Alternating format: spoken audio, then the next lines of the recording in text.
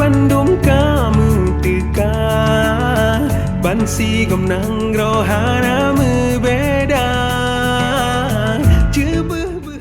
Untuk transportasi yang selama ini mendukung kami di kegiatan baik dari mes sampai dengan venue, alhamdulillah tidak ada hambatan, semuanya bagus, lancar.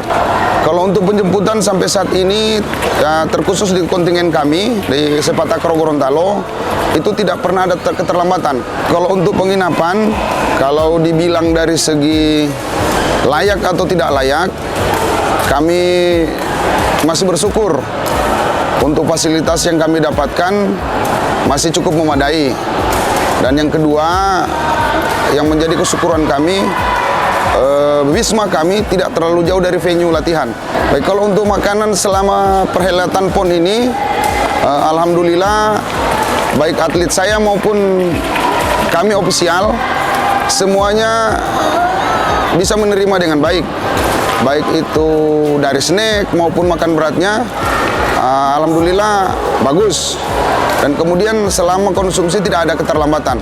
Saya mewakili kontingen Sepak-Takraw Gorontalo mengucapkan banyak terima kasih kepada pemerintah daerah Aceh Timur yang telah menerima kami dengan baik, dan terkhusus kepada seluruh masyarakat Aceh Timur.